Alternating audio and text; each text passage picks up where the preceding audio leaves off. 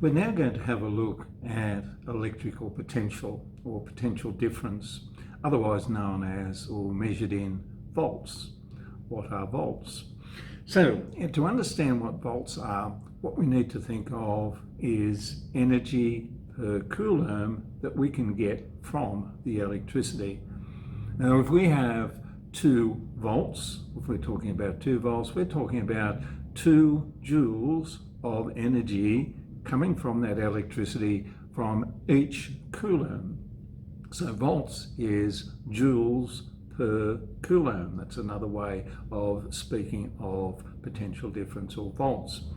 Now we can compare the potential difference and the energy we get from electricity with the energy that we can get from water.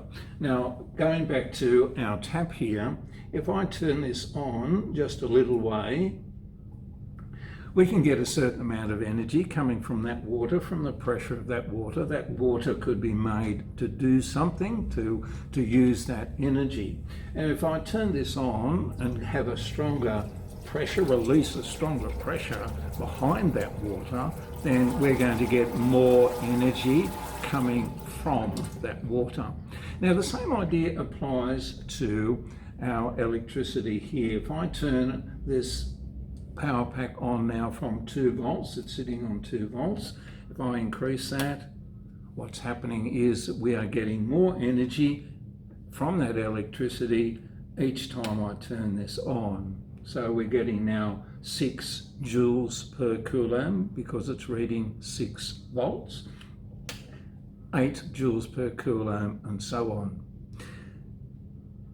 Again, going back to our water comparison, we can compare water, the energy we get from water, with water's potential, its height.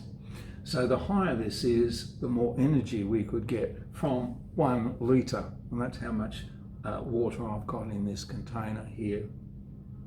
When it comes to the instrument that we use for measuring potential difference or measuring the energy that we can get from every coulomb, we use a voltmeter. Here we've got a multimeter that's adjusted so that it measures potential difference, joules per coulomb. When we do use this multimeter in this way, and in fact any voltmeter that we use, we do have to have it connected in a certain way. It has to be connected in what we call parallel. And what that means is that when the electricity comes from here, it will flow to here, and then it's got 2 paths from which or through which it can flow. It can flow first of all through the bulb here, or it can flow through our voltmeter. And when it does that, what we need to do with our voltmeter here is to make sure that this voltmeter is set so that the resistance is very large. And what that means is that when the electricity gets through here, and we've got a large resistance, very large resistance here, that most of the electric current flows through our bulb.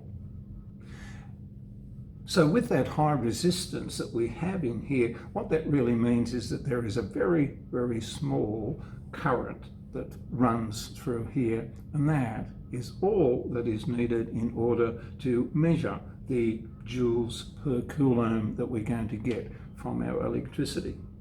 So that is what voltage means and how we measure it.